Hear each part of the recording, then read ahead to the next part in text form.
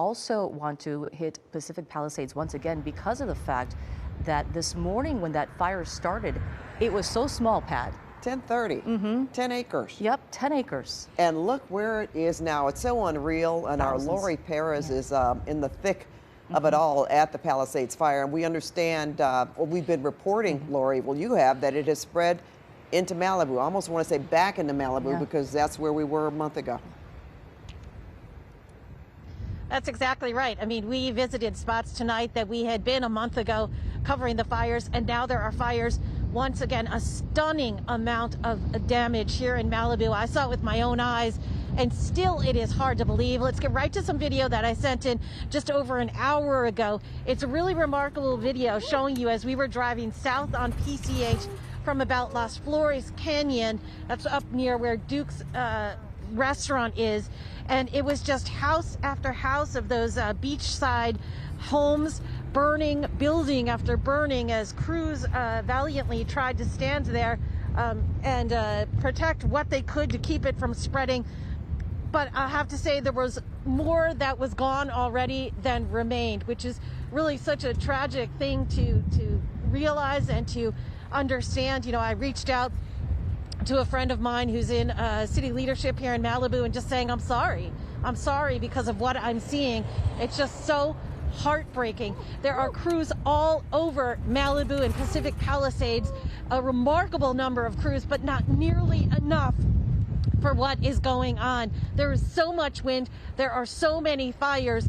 Back here where we are on PCH and Puerto Marina, this neighborhood behind us is just one of so many here in Malibu that has multiple homes burning.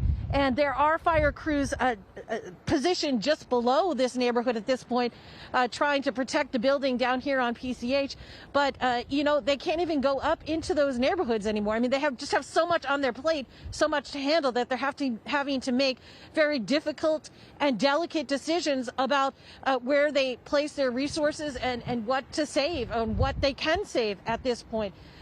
You know, you said it was unreal, and that is absolutely the word for it. I've been covering a lot of fires in my time, and this one is just shocking to me, the extent of the damage and how quickly it escalated. When we first got here at about 4:30, we were looking at, you know, these coastal homes, these coastal neighborhoods, and we could see a house here, a house there that was burning and certainly threatening the other houses around them.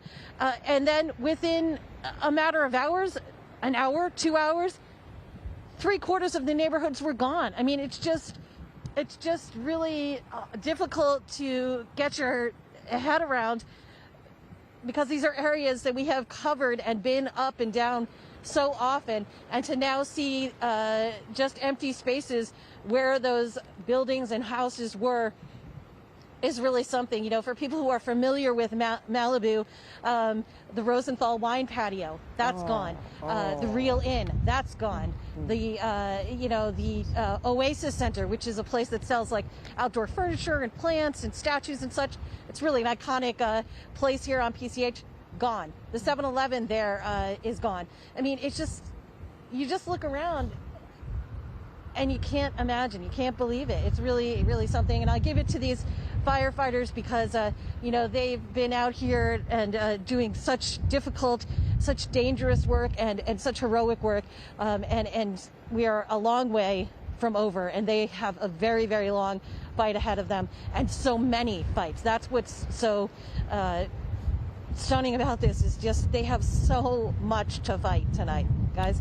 They do, Laurie. And, you know, you talk about businesses and homes that are gone. We're really going to get the true gist of just what that area is going to look like in the break of day. I mean, this is just a snapshot. What we're showing our viewers tonight, what Laurie is showing us, what our Tom Waite was showing us, what our Nicole Comstock was showing us in these neighborhoods, just a snapshot of what we're going to be seeing tomorrow at daybreak, Pat.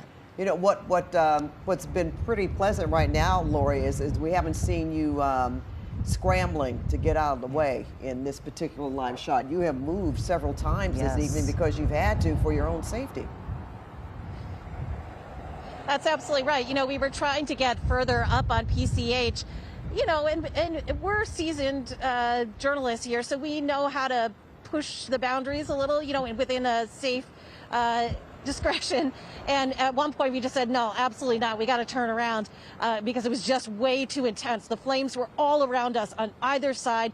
They came right up to our windows of our news van, and it was just, it was terrifying. So we had to get out of there. And, and several times we have been in situations where there have been just so many embers coming around us, and it only takes one really to start a fire. It could catch in our hair, our clothes, it could catch the fan on fire. So we really have to be ready to go at a moment's notice as we are trying to bring the news to people. But yeah, we moved to a safer location where there's not quite so many embers around, and we're a little bit staying away from the fires.